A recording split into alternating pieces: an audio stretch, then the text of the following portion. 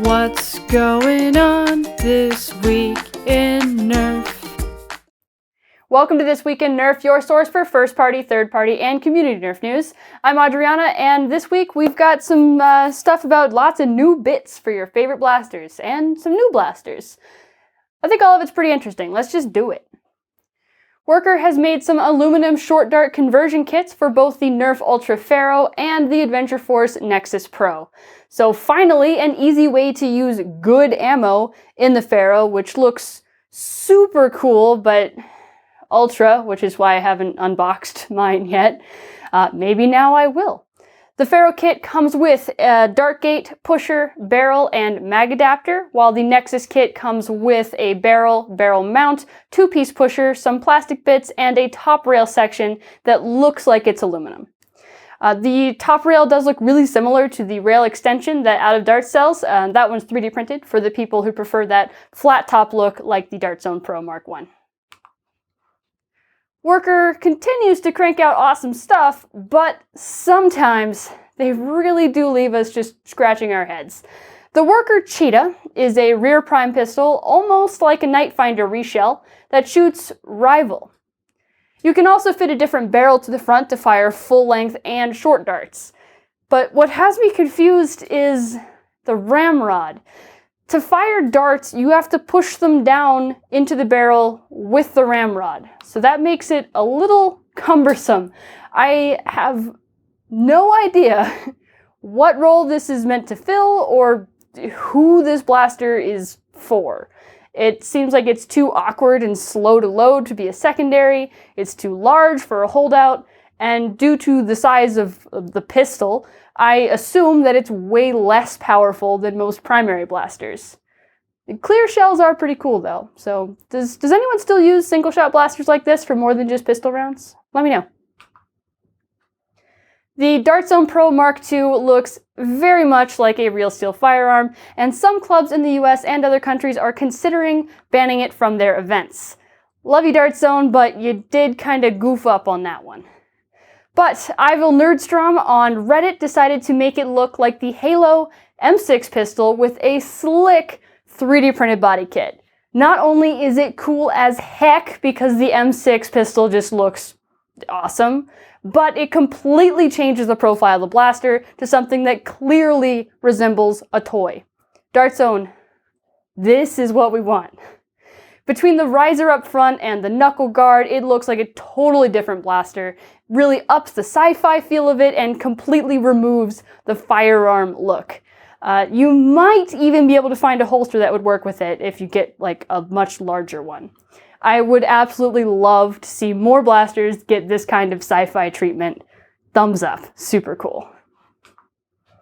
New segment, kind of like Quick Bits on Linus Tech Tips. This is Rapidstrikes. The Walmart Ultra amp listing has been updated with photos, and they clearly show the non-removable sight and foregrip, and that the control center seems really cramped with the mag release shoved inside the trigger guard. The box is still claiming ranges up to 120 feet. We'll see. Gel ball has been effectively banned in China as a result of a crackdown on imitation guns. This has led to at least one manufacturer to redesign a blaster for Nerf. If more follow suit, it's a double-edged sword of more blasters, but those blasters are firearm replicas. I just want blasters that make me feel like a spaceman. In the running for the laziest corporate cash grab, we showed you this blurry image of the Mandalorian pistol back in episode 88. Well, now we have a better image of it. It's just a Sharpfire without a stock. Still, new colors are good, I guess. That was so lazy.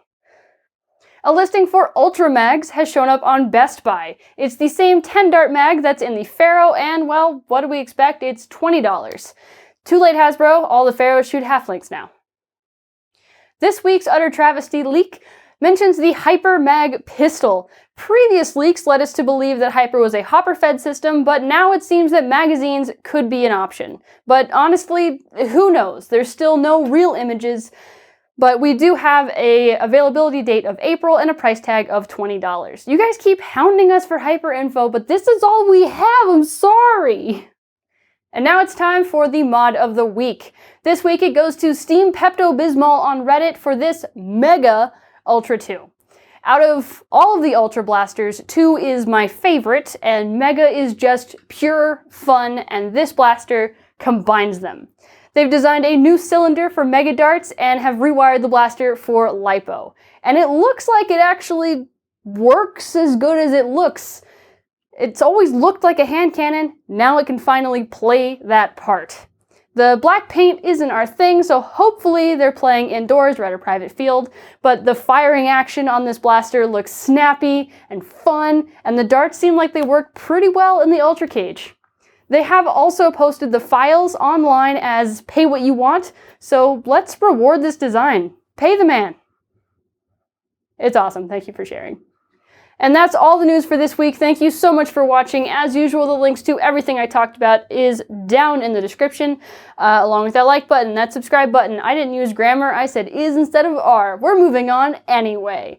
We do have something coming up for the next episode that requires a little bit of community participation, but I don't have it prepared yet. So in the description is a link to our Facebook page where we will ask for people's opinions and things on something coming up next week. Just Facebook though, because we were randomly and inexplicably banned from Instagram, and I don't understand. If you work for Instagram, please help me figure out how to be unbanned. It's very confusing. I'm confused. Anyway, Facebook, I have questions later in the week. Goodbye.